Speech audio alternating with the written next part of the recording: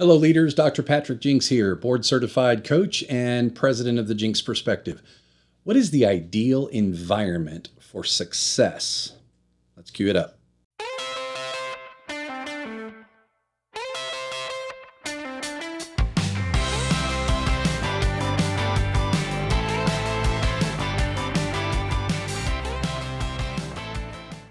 There's a video I've used for years in our strategic planning sessions by world-class photographer DeWitt Jones, in which he talks about one of the keys to creativity, putting yourself in the place of most potential for creativity. If I want shots of a beautiful mountain landscape, first thing I have to do is put myself in that environment. How can we expect excellence or success if we're working in an environment conducive to mediocrity? It's been said that our environment shapes our behavior. I've come to believe that the opposite is also true. Earl Nightingale said that our environment in the world in which we live and work is a mirror of our attitudes and expectations. Did you get that? The environment is the mirror, not us. The environment is the reflection. When I was being trained in Vital Smart's influencer framework, I learned that the environment and culture you have created in your organization is perfectly conducive to the results you are currently experiencing.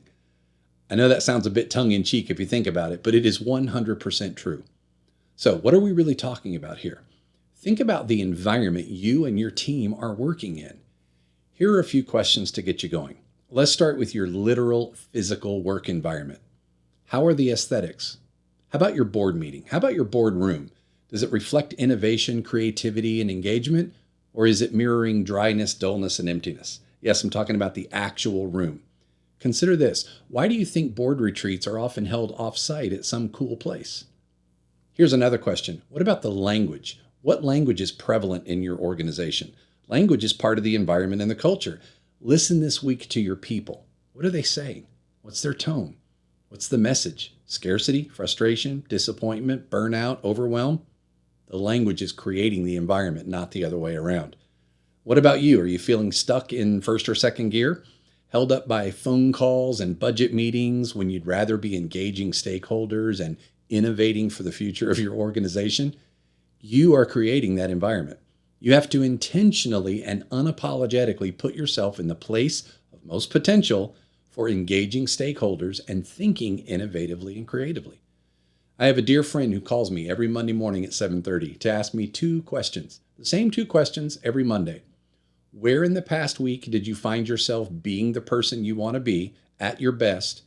And where did you find yourself not being the person you want to be and not at your best? You know what I've discovered?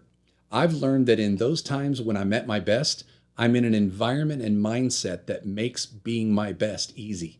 When I put myself in those scenarios, I succeed. It's that simple. So here's my final question of the week for you.